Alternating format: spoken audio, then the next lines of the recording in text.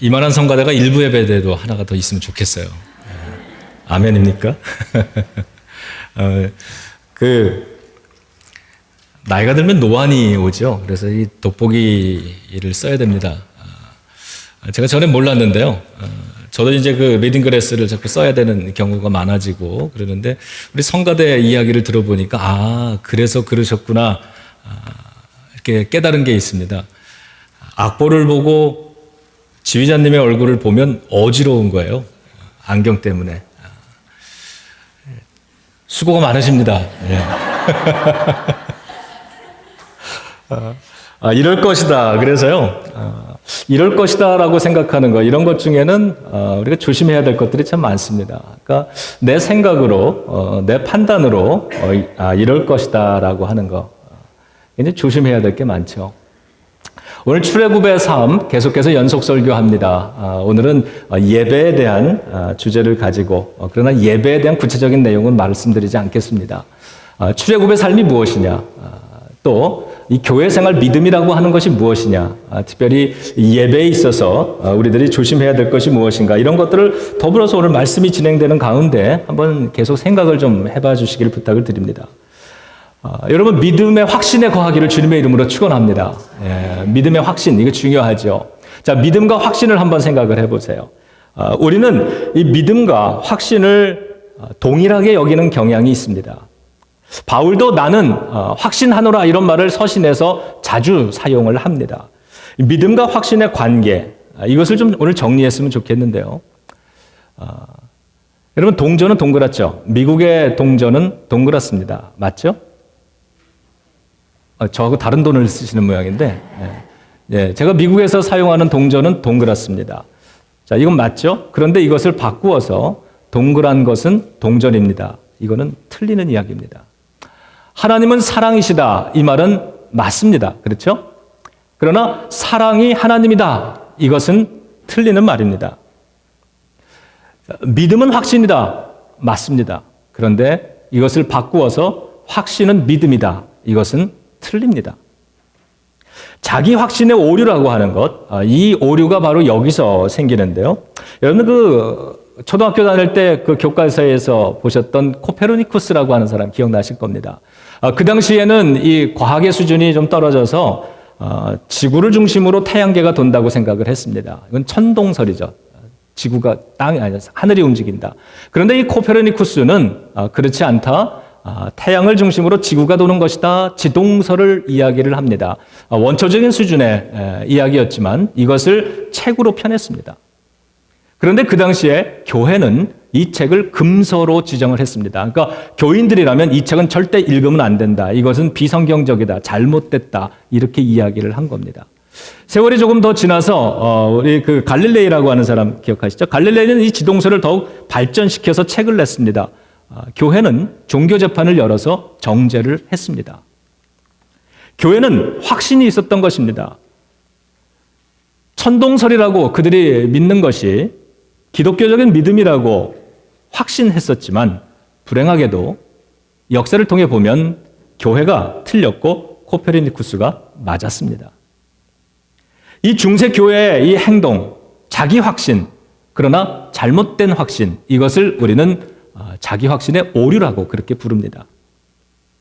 사람들에게 자기 몸매를 좀 그려보라 그랬어요. 그래서 사람들이 자기 몸매를 이렇게 그렸습니다. 그리고 실험으로 이 두 그룹을 나누어서 한 그룹에게는 연애 소설을 읽게 했고요. 한쪽 그룹에는 건축에 관한 책을 읽게 했습니다. 책을 다 읽은 다음에 다시 그림을 다시 그리도록 했습니다. 연애 소설을 읽었던 사람들은 자기의 몸매를 처음에 그렸던 것보다 훨씬 날씬하게 그렸다는 거예요. 그런데 건축 서적을 읽은 사람은 변함이 없었다라고 합니다. 이게 무엇을 뜻하겠습니까? 그 소설을 읽으면서 우리 속에 무언가 영향이 끼쳐지고 변화가 있었다는 겁니다. 나는 이렇다라고 생각하는 것. 바로 우리가 얼마나 이런 오류에 잘 빠질 수 있는 사람들인가. 그만큼 우리는 연약한 존재들이라는 걸 잊어버리면 안 됩니다. 그런데 이런 자기 확신의 오류를 오늘 본문 마태복음 속에서도 우리는 발견할 수 있게 됩니다. 예수님은 지금 나병 환자 시몬의 집에 계십니다. 나병 환자가 나병 환자는 그 당시에 율법에 의하면 마을에서 살 수가 없었습니다. 격리됐습니다. 추방됐습니다.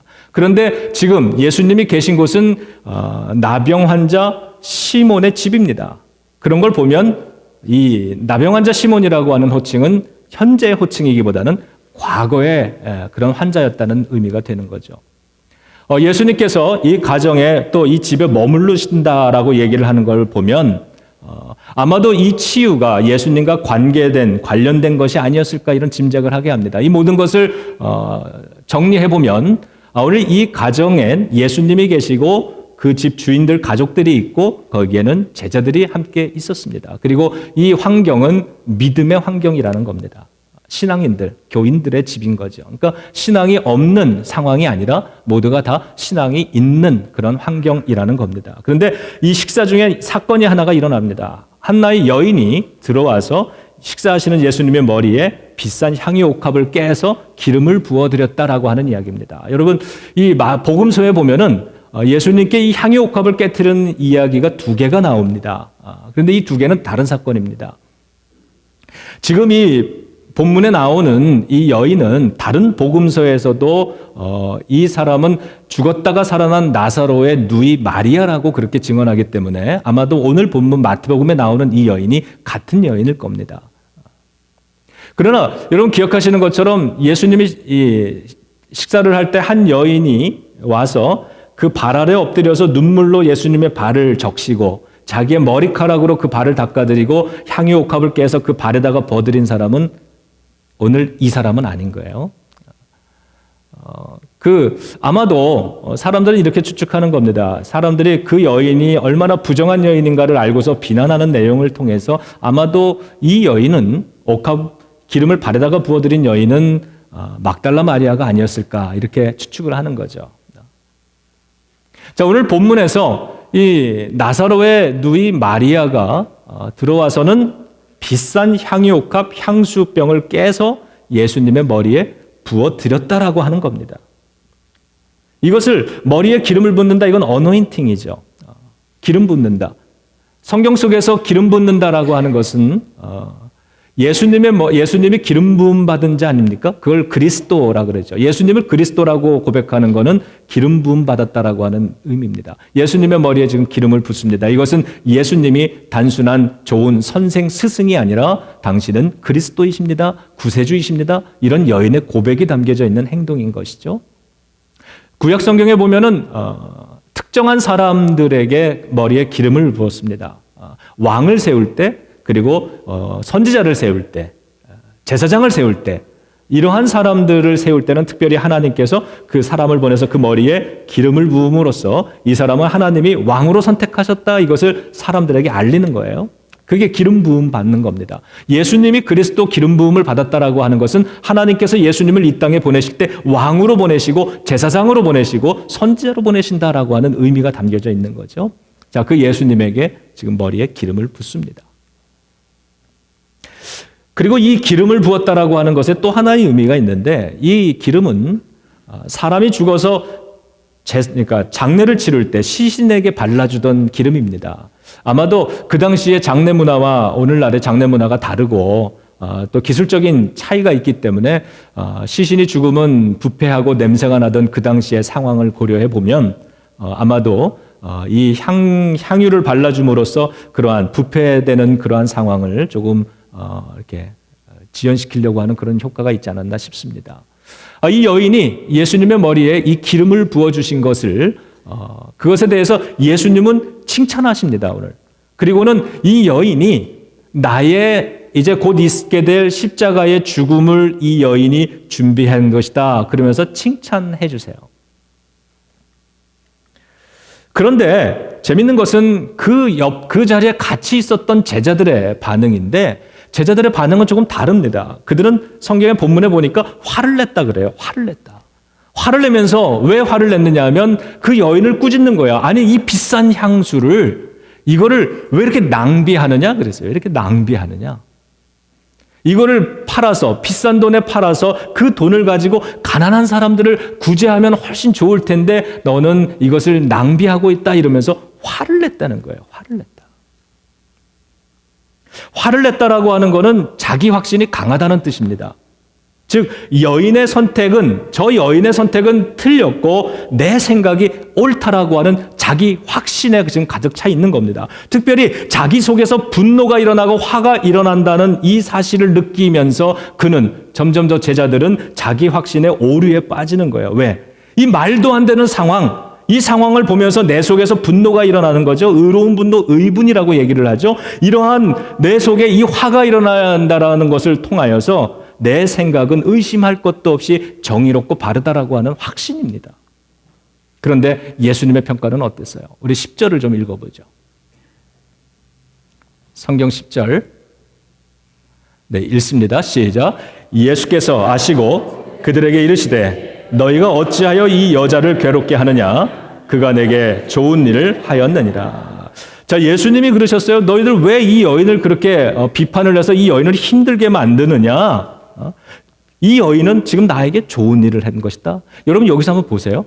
예수님이 이 여인이 잘했다고 칭찬을 하셨어요. 좋은 일 했다고 하셨어요. 그런데 그냥 보편적으로 객관적으로 좋은 일이 아니라 뭐라 그러셨어요? 나에게 좋은 일이다. 여러분 이 말씀을 잘 묵상해 보시기 바랍니다. 나에게 좋은 일을 했다라고 하는 거예요. 예수님의 이 말은 이 여인은 맞았고 제자들 너희는 틀렸다라고 하는 말이죠. 그렇다면 저는 이 구절을 읽으면서 그런 생각을 해봅니다. 그러면 지금까지 제자들이 화를 낸 건 뭐냐는 거예요. 아니 화를 그렇게 내면서까지 여인을 비난하고 내가 옳다고 주장한 이 분노는 뭐예요? 이 화를 낸 거는 뭡니까? 잘못된 자기 확신이죠. 이 모습을 보면서 성경이 오늘 나에게 말씀하시고자 하는 것이 무엇일까를 묵상을 해봅니다. 우리가 신앙생활을 하면서 얼마나 쉽게 이러한 자기 확신과 믿음을 혼동하면서 살고 있는가, 얼마나 그러기 쉬운가, 이것을 점검해 보라고 말씀하시는 것 같습니다. 제자들의 오류가 뭐였습니까? 제자들의 오류는 예수님의 마음을 알지 못했다라고 하는 것에 있습니다. 여러분 11절도 읽습니다. 자, 시작. 가난한 자들은 항상 너희와 함께 있거니와 나는 항상 함께 있지 아니하리라.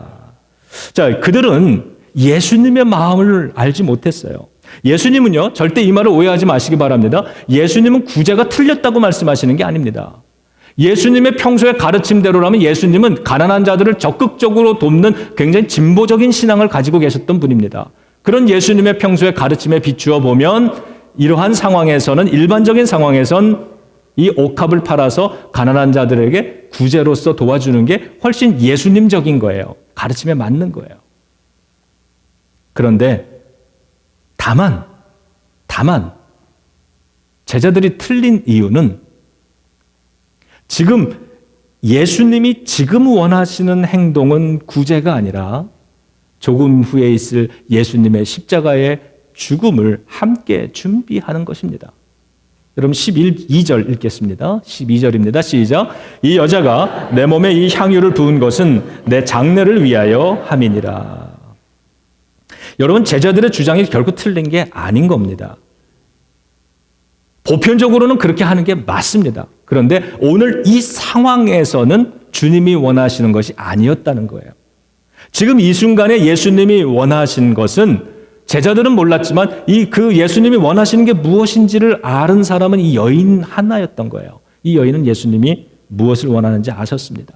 자, 우리가 이 제자들이 지금 주님을, 하나님을 섬기면서 살아갈 때에 지금 적어도 이 상황 본문만 놓고 본다면 내가 하나님을 섬기는 것이 내가 원하는 섬김이고 이 여인은 예수님이 원하는 섬김을 하는 거예요. 우리가 이 사랑에 대한 이러한 훈련을 할 때는 이런 이야기들 많이 하죠. 사랑의 언어라고 하는 것은 내 언어로 하는 게 아니라 상대방의 언어로 해야 됩니다. 그래야 효과가 있는 겁니다. 사랑을 내가 내 사랑의 방식으로 표현하는 것, 이거는 때때로 효과가 없습니다. 상대방이 원하는 그러한 방식과 그 상대방의 언어로 해주라고 하는 거죠. 섬김이 마찬가지인 것 같아요. 우리가 주님을 섬길 때 주님이 원하시는 방법으로 해드릴 수 있는 것, 바로 이 여인이 지금 하고 있는 이러한 것이 바른 섬김이 아니겠느냐. 여러분 무엇이 중요합니까? 예수님이 원하시는 것이 무엇인지를 아는 게 중요한 겁니다. 이 제자들의 경우에서 보는 것처럼 아까 말씀드린 우리 교회, 뭐 갈릴레이라든가 이런 경우를 보고 또 우리의 역사, 과거에 지나온 우리 교회사의 역사를 쭉 읽어보면 우리 교회가 믿음이 아니라 자기 확신을 종교라고 하는 명분을 삼을 때 얼마나 위험한 일들이 많이 벌어졌는가, 그게 얼마나 위험한 것인가를 우리는 배워서 알고 있습니다. 교훈을 삼는 거죠. 우리 개인도 그렇지 않겠습니까? 잘못된 자기 확신이 종교의 이름을 가질 때 위험한 거죠. 왜 히틀러 정권이 그렇게 수많은 유대인들을 죽였을까? 그들은 정치를 하는 사람은 정치적인 의도가 있었을 거예요. 그러나 거기에 동조했던 수많은 무지한 사람들은 유대인들이 예수를 죽였다라고 하는 그 종교적인 혐오감, 그래서 그 유대인들을 핍박하는 것이 마치 우리의 이 예수 그리스도를 향한 우리의 사랑의 이 표현이라고 그렇게 오해를 하는 거예요. 이게 잘못된 자기 확신 아닙니까? 주님은 절대로 그런 거 원하지 않으시겠죠. 믿음의 확신인데 이걸 뒤집어 놓고 나의 확신이 믿음이라고 착각을 해버리니까 이런 어려움이, 위기가 생기더라라고 하는 거예요. 그래서 이렇게 볼 때요, 믿음이 무엇입니까? 우리 교회가 어떤 사람을 만들어내는 거예요? 교회는 자기 확신이 강한 사람을 만들어내는 게 아닙니다. 교회는 하나님의 뜻을 분별하는 사람을 만들어내는 곳입니다.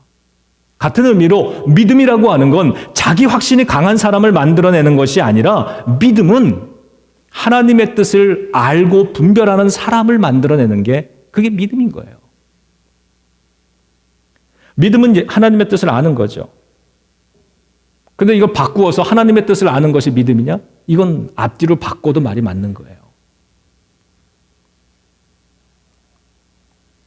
에베소서 2장 8절에 보면 이렇게 이야기를 합니다. 너희가 그 은혜를 인하여 믿음으로 말미암아 구원을 얻었으니, 믿음으로 말미암아 구원을 얻었으니 이것이 너희에게서 난 것이 아니요 하나님의 선물이다, 이렇게 얘기해요. 우리가 믿음으로 구원을 얻었어요. 그런데 이것은 우리에게서 나온 게 아니라 하나님이 선물로 주신 것이라 그래요. 여러분, 이게 무슨 말입니까? 나에게서 난 것이 아니다. 내 확신으로 구원받은 게 아니라는 거예요. 여러분의 확신으로 구원받은 게 아니다. 구원은 하나님이 주신 것이다. 하나님께로부터 온 것이다. 그러니 우리의 믿음의 고백도요, 내가 확신하는 것을 말하는 것이 중요한 게 아니라 하나님의 마음을 말하는 것이 중요한 거예요. 지금 우리가 이 제자들의 상황 속에 들어가 있다라고 한다면, 보편적으로는 제자들이 맞습니다. 가난한 사람을 돕는 게 맞는 거예요. 그래서 그렇게 해야 된다고 나는 확신에 차 있는 겁니다. 그럴 때 한 번 더 물어보라는 거예요. 하나님, 이게 보편적으로 맞는 말인데 지금 이 상황, 이 시대, 지금 이 자리에서 여기서도 맞는 겁니까? 내가 주님의 가르침을 통해서 내가 알고 있는 거로는 이 옥합을 팔아서 가난한 사람을 돕는 게 맞는데, 하나님, 예수님, 이것이 지금 이 순간 여기에서도 주님이 원하시는 겁니까? 주님이 원하시는 것이 무엇입니까? 라고 질문하지 않았다는 거예요.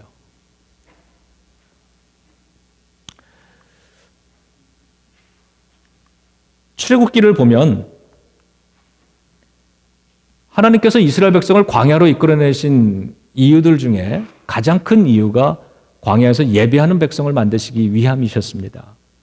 그래서 하나님이 광야로 들어가자마자 가장 먼저 그들에게 명령한 것, 만들라고 말씀하신 게 성막이었어요. 성막은 예배 처소를 말합니다. 큰 텐트예요. 이스라엘 백성이 광야를 40년 동안 이동해서 살았기 때문에 벽돌로 집을 이렇게 나무로 집을 지을 수가 없잖아요. 그래서 이들은 이동해 가는 거죠. 구름기둥과 불기둥이 이동하면 함께 따라갑니다. 그러다가 그것이 서면 그 자리에 일주일이든 하루든 한 달이든 이렇게 계속 머물러야만 되는 거죠. 그렇게 되면 그 사이에 집을 지을 수 없으니까 그들은 자기들의 집인 이 잠자리인 텐트를 다 짊어지고 가다가 그 자리가 멈춰서 정착하게 되면 텐트를 치고 그 안에서 거주했던 거예요, 임시로. 그러다가 이동하게 되면 텐트를 다시 걷습니다. 그러니 당연히 예배 처소도 텐트로 만들어야 되는 거죠. 대형 텐트입니다. 이걸 가지고 다니는 거예요. 그래서 그들이 구름기둥이나 불기둥이 멈추었으면 여기에 정착하자 그러면 제일 먼저 그 중앙에다가 여러분 아시듯이 텐트 성막을 완성을 합니다. 그리고 그 주변으로 뺑 둘러서 12지파대로 자기의 그 구역 동서남북에다가 뺑 둘러서 자기들의 개인적인 텐트를 치고서 지냈던 거예요. 그러다가 구름기둥, 불기둥이 이동하면 자 이제 출발합시다 그러면 성막을 다 걷습니다. 자 형식에 맞춰서 걷어요. 그리고 개고 그런 다음에 그것을 정해진 사람들이 정해진 원칙에 따라서 그걸 가지고 이동하는 거예요. 다 보통 사람들은 가져두고 다 챙겨서 또 다시 이동을 하는 거죠. 예배하는 백성이 됐다라고 하는 건 어디를 가든지 이 성막을 가지고 가서 가장 먼저 정착하는 곳에 이 성막을 설치를 하고 예배를 드렸다라고 하는 것. 이게 무겁고 힘들고 이 더운 날씨에 귀찮다고 버리고 그냥 갈 수 있는 게 절대로 아니었다. 여러분 우리 인생길 광야라고 한다면 여러분의 인생에서도 우리들의 인생에서도 살아가다가 이 성막, 이 예배가 귀찮다고 버려두고 가서는 안 되는 거예요. 힘들어도 끝까지 가져가는 겁니다. 주일 예배를 드린다는 것 어떤 분에게는 쉽지만 어떤 분에게는 쉽지 않을 겁니다. 그렇다고 해서 편리할 때만 이거를 갖다가 그럴 수는 없는 거죠. 이 성막을 텐트를 만들었는데 이 재료를 보면은요. 짐승의 가죽으로 만듭니다. 뭐 소나 양이나 그리고 그 귀한 해달의 그 가죽으로 이걸 만들었어요. 그리고 이 장식하는 거 이런 것들은 아주 그냥 색색의 실을 잘 꽈가지고 그렇게 만들었고요. 그리고 여기에 귀금속, 금, 은, 그 당시에 쓰던 놋 이런 것들로 장식을 하고 그 다음에 좋은 나무들 이런 가구들은 조각목이라 그러잖아요. 그런 걸로 해서 만들어서 금을 입혀서 썼고 거기에 또 향유, 이런 기름 같은 거 이런 것들을 썼죠. 그런데 이 성막의 재료가 이렇게 다양하게 여러 가지 귀한 것들로 만들어졌고 이 성막은 아주 세세하고 아주 아름답게 그들이 그 광야에서 만들 수 있는 최대한의 아름다운 모습으로 만들어졌습니다. 그런데 이 성막을 설계, 이렇게 만들어야 된다고 규격과 설계를 만들어준 것은 사람들이 아니라 모세가 아니라 하나님이셨다는 거예요. 그게 오늘 출애굽기에서 이야기하고 있는 겁니다. 하나님이 성막은 이렇게 만들어야 된다. 세세한 이 설계도를 작성해 주십니다. 왜 그랬을까? 성막이라고 하는 건 예배처소라고 하는 건 사람들이 자기의 생각에 자기들 편리한 대로 만들 수 있는 게 아니었다는 거예요. 하나님의 뜻대로 하나님이 원하시는 대로 만들어야 되는 겁니다. 그래서 오늘 읽은 본문에서도 보면 백성들이 하나님이 모세를 통해서 명령하신 그대로 그 하나님의 원하시던 그 모습 그대로 하나도 빠뜨리지 않고 성막을 완성한 것을 보고 모세가 감사하고 기뻐하며 그 백성들을 축복했다라고 하는 것이 출애굽기 오늘 읽은 본문의 말씀입니다. 이 성막이 나중에는 이스라엘이 가나안 땅에 정착하게 되면 이제 정착을 했으니까 집들을 지을 수 있잖아요. 여전히 정착해서 살아가면서도 천막에서 예배드릴 수는 없잖아요. 그래서 다윗이 늘 그게 마음이 죄송해서 자기는 큰 궁정에 살면서 그래서 하나님의 성전을 짓고 싶어 했던 거죠. 그래서 그게 나중에 성전이 됩니다. 성전이 오늘날의 교회는 아니지만 그러나 시간이 지나면서 그 성전은 교회가 되는 거죠. 오늘 우리들이 드리는 이 예배처소, 오늘 이 성막의 기준으로 볼 때 무엇을 우리가 기억해야 되냐 하면 이 교회도요. 교회 건물을 하나 건축할 때 그냥 짓는 게 아닌 거예요. 이 건물에는 신학이 담겨져야 되는 겁니다. 그런데 이게 교회마다 또 이렇게 조금 다를 수 있어요. 우리는 이 건물을 미국 교회를 샀잖아요. 이 미국 교회를 샀는데 이 플로리스 교회 교인들에게 있어서 중요한 게 있고 중요하지 않은 게 있고 우리들에게도 중요한 게 있고 중요하지 않은 게 덜 중요한 게 있을 거예요. 이 미국 교회에게 중요하지 않은 것은 아마도 식사하는 문제였던 것 같아요. 그러니까 우리는 식사하는 게 참 중요해서 우리는 주방이 크긴 게 필요해요. 그런데 이 미국 교회는 그렇지 않았던 거예요. 그래서 건물을 지을 때 주방을 조그맣게 줬던 거예요. 우리는 친교실이 좀 넓었으면 좋겠어요. 근데 그들은 그러지 않았고 아마 뭐 초기에는 그렇게 미국 교회들이 되게 그러니까 학생들이 그렇게 없었던 것 같아요. 그래서 이 건물을 교육관을 지을 때 그 학교를 운영할 수 있는 그 학교 규격에 맞춰서 또 교육관을 졌죠. 그러니까 이런 차이가 있다는 겁니다. 사람들이 교회를 건물을 건축을 하면서 그냥 편리한 대로 우리가 원하는 대로 사람들이 그냥 그렇게 막 짓는 게 아니라는 거죠. 교회는 지을 땐 신학이 있어야 된다. 출애굽기 39장 42절부터 43절까지 우리가 다시 한번 좀 읽어보겠습니다. 자, 읽습니다. 시작. 여호와께서 모세에게 명령하신 대로 이스라엘 자손이 모든 역사를 마침에 모세가 그 마친 모든 것을 본즉 여호와께서 명령하신 대로 되었으므로 모세가 그들을 축복하였더라. 계속 반복하는 이야기는 하나님이 명령하신 대로 그들이 완성했다라고 하는 이야기예요. 여러분, 이래서 이것이 믿음이라는 겁니다. 만약에 모세와 백성들이 자기들이 원하는 방식대로 화려한 성막을 만들었다면, 야, 이 사람들 광야에서 어떻게 어디서 이런 것들을 구해가지고 이런 기가 막힌 성막을 만들었을까? 이렇게 된다면 이거는 능력입니다. 그러나 믿음일 수 있는 건 하나님이 명령하신 그대로 그들이 성막을 만들었기 때문에 이건 능력이라 말하지 않고 믿음이라고 말을 하는 겁니다. 최대한 온전하게 하나님이 원하시는 대로 제작하는 것. 이 출애굽기 뒤에 보면 레위기라고 하는 책이 나옵니다. 이 레위기는 그들이 완성한 이 성막에서 어떻게 제사, 예배를 드려야 되는가라고 하는 그 예배의 내용을 아주 구체적으로 세세하게 써놓은 예배서입니다. 교회도, 건물도, 성막도 하나님이 지으라고 하는 대로 졌고요. 그 성막 안에서 드려지는 예배도 하나님이 규정하신 그대로 드려져야 되는 거예요. 그게 레위기가 말하는 거죠. 이 하나님이 예배 형식에 대해서도 하나님이 다 명령하시죠. 예배도 저와 여러분들 우리가 그냥 편리한 대로 드리고 싶은 대로 막 드린다고 예배가 되는 게 아니다. 예배에는 질서가 있는 거예요. 그리고 중요한 빠져서는 안 되는 요소들, 엘리멘트들이 있는데 이것을 우리는 리추얼, 예전이라고 말을 하죠. 이것을 통해서 우리가 점검하는 것은 늘 기억해야 되는 건 예배는 내가 중심이 되는 내가 드리는 게 아니라 하나님이 중심이 돼서 하나님이 원하시는 대로 드려야 된다는 거예요. 지금 향유 옥합을 어떻게 사용할까? 이것도 예수님이 지금 원하시는 대로 사용하는 이 여인이 칭찬을 받는 거죠. 예배도 하나님이 원하시는 대로 지금 드리고 있을 때 하나님이 우리를 칭찬해 주시는 것이죠. 그런데 우리가 얼마나 쉽게, 얼마나 자주 잘못된 자기 확신을 가지고 교회 생활을 할 수 있는가를 우리는 마태복음의 그 제자들의 모습을 통해서도 확인하는 겁니다. 내 자기 확신이 믿음이라고 착각하며 사는 거죠. 이런 한 가지 예를 들게요. 재단에 보시면은 초가 있습니다. 초가 2개가 불이 붙여져 있어요.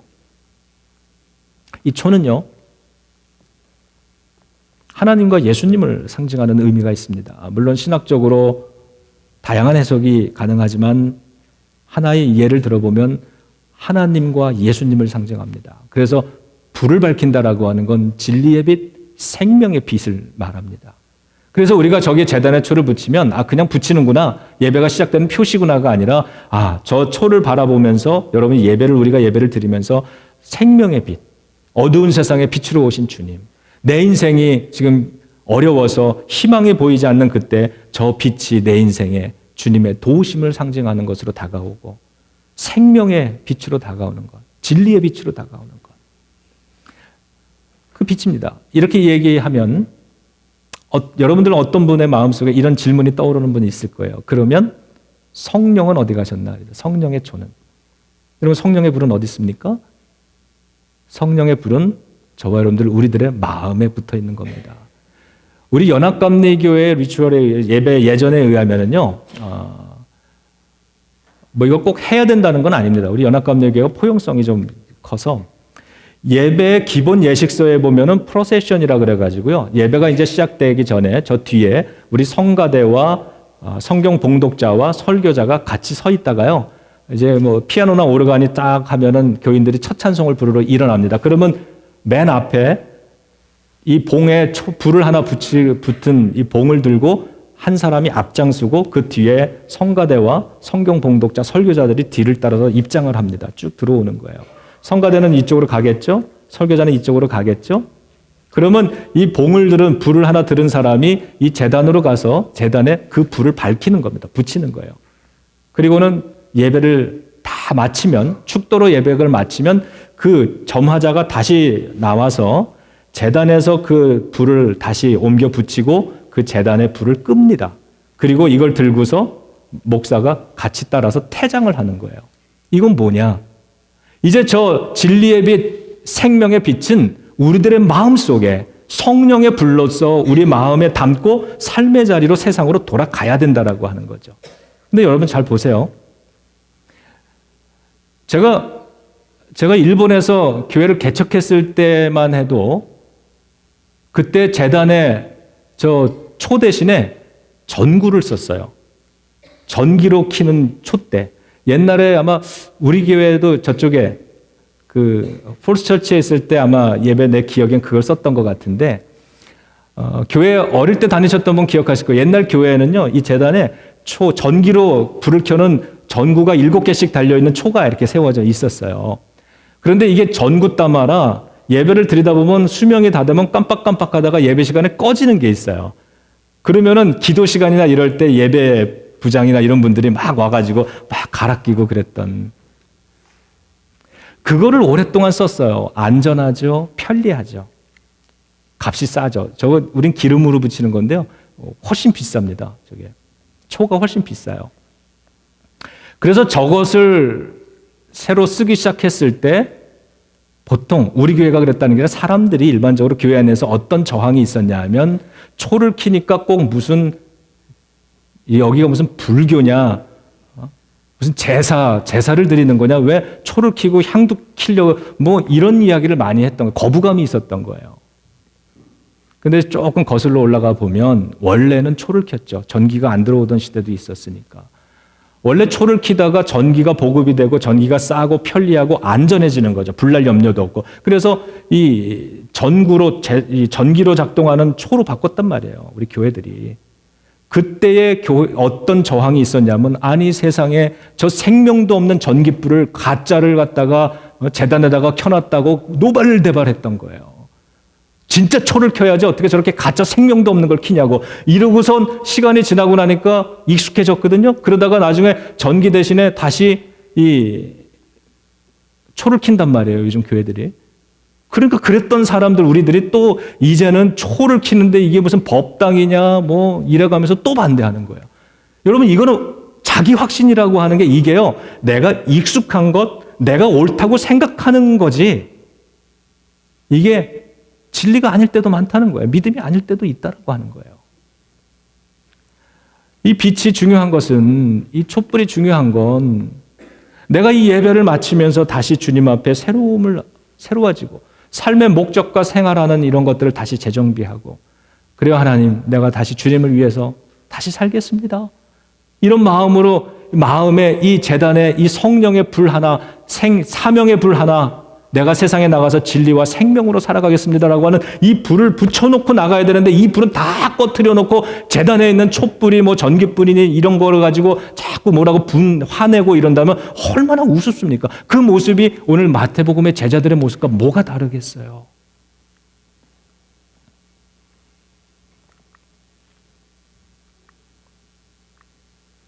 믿음을 자기 확신으로 이해하면 안 되고, 바른 좋은 믿음은 주님의 마음과 뜻을 아는 것. 오늘 이 사순절에요, 우리가 이 사순절에 하나님 앞에 우리 회개하는 그런 절기니까, 이번 이 절기 동안에 하나님 앞에 조금 더 겸손해질 필요가 있는 것 같아요. 믿음에 대해서도 조금 더 겸손한 자세로 믿음을 다시 점검하고 정진해 나갔으면 좋겠습니다. 지금 예수님의 마음이 무엇인가? 지금 이 자리에, 이 시대에 저와 여러분들, 우리를 향한, 이 제일연합감리교회를 향한 주님의 뜻과 마음이 무엇인가를 아는 게 더 중요한 거죠. 내가 우리 교회를 얼마나 아는가가 중요한 게 아닌 거예요. 여러분, 아까 말씀드린 막달라 마리아가 예수님의 발에 엎드려서 눈물로 발을 적시고 비싼 옥합을 깰 때, 그 방에 있던 사람들 중에 어떤 사람들이 이런 얘기를 했어요. 나는 저 여자가 어떤 여자인 줄 알아. 저 여자는 참 타락한 여자야. 예수가 지금 자기의 발을 닦아주는 저 여자가 어떤 여자인 줄 안다면 저러지 못할 텐데, 이랬어요. 나는 저 여인을 알아, 이렇게 얘기합니다. 주님도 아시죠? 그러나 주님은 그 여인의 마음을 아시죠. 그리고 이 여인은 주님을 아는 거예요. 주님의 마음을 아는 거예요. 그 여인을 안다고 말하는 사람은 실상 예수님의 마음을 몰랐다는 거죠. 여러분, 우리가 해야 될 말은 나는 우리 교회를 알아. 이게 아니라 우리 교회를 향하신 하나님의 마음을 알아. 이렇게 말씀하실 수 있기를 주님의 이름으로 축원합니다. 나의 생각으로 내가 자꾸 화를 내고 이러는 것이 옥합을 이렇게 써야 된다라고 주장하면서 그 확신 때문에 화를 막 내면서, 근데 이 제자들이요, 예수님의 뜻을 듣고 난 다음에는 안 하잖아요. 그러지 않잖아요. 근데 만약에 이 제자들이 그 이야기를 듣고 나서도 끊임없이 이 여인은 잘못했다고 여인을 계속 비난한다면, 예수님도 저러시면 안 되는 거야 라고 비난을 한다면, 그런 사람, 그거는 바리새인들이었잖아요. 종교 지도자들과 뭐가 달라요?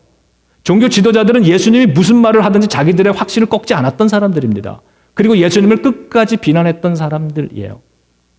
근데 제자들은 그렇지 않았습니다.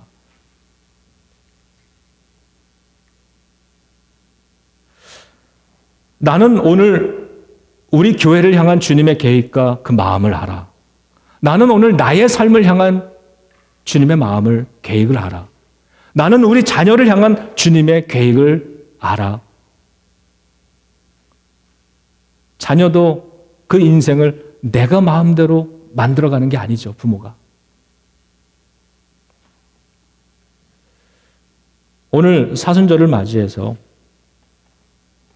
나는 오늘 우리 교회를 향한 주님의 계획, 그 마음을 얼마나 알고 있는가. 여기에 주목하면서 내가 믿음을 통해서 확신을 갖고 가야 되는 부분이 있지만, 내가 오늘 이래야 된다고 확신을 갖는 이것이 틀릴 수도 있다라고 하는 것. 그 말이 보편적으로 맞는 말이지만, 그 말이 틀린 건 아니지만, 지금 이 역사적으로 하나님이 이 시대에 지금 이 순간에 우리들에게 원하시는 것이 그게 아닐 수도 있다라고 하는 것. 이러한 겸허한 마음을 가지고 다시 한번 이렇게 기도하면서 지냈으면 좋겠어요. 하나님, 내가 내 삶에 원하는 게 이겁니다. 그런데 이게 아무리 봐도 내가 신앙교육을 받은 이 모든 걸 종합해서 볼 때도 이게 맞는 것 같은데, 근데 주님, 한 번 더 기도합니다. 지금 이 순간에도 주님이 원하시는 게 나에게 원하는 게 이것입니까?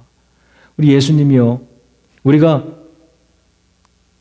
하나님의 마음을 모르면, 하나님의 마음을 자꾸 질문하지 않으면, 내가 가장 확실하게 아는 건 나 자신이에요. 내가 무엇을 원하는지는 제일 잘 알아요. 하나님의 마음과 관심 없이 살아가면 나는 당연히 내가 가장 원하는 걸 가지고 살아갈 수밖에 없습니다. 그래서 내가 기도를 해도 예배를 드려도 내가 원하는 이것을 위해서 기도하고 내가 원하는 이것을 위해서 예배하는 거예요. 근데 이걸 좀 바꿔보자는 거예요. 하나님의 뜻은 무엇입니까? 마치 예수님도 당신이 원하는 게 무엇인지 누구보다 가장 확실하게 아셨던 분이죠. 십자가를 앞에 두고 겟세마네 동산에서 기도합니다. 주님이 원하셨던 건 이거예요. 저 십자가가 나의 삶 속에서 비켜갔으면 좋겠다라고 하는 것. 그런데 예수님은 거기에 멈추신 게 아니라, 그러나 아버지의 뜻도 그러합니까? 아버지의 뜻을 묻습니다. 그리고는 기도를 이렇게 마치시죠. 나는 내가 확신하는 것, 내가 분명히 원하는 건 저 십자가가 나에게서 쓴 잔이 비껴가는 거지만, 그러나 이게 아버지의 뜻이라면 내 뜻대로 말고 아버지의 뜻대로 해주세요. 이러면서 아버지가 원하시는 그것을 하셨습니다. 그래서 그분이 예수님이신 거예요. 오늘 이 교회는 예수님의 몸입니다.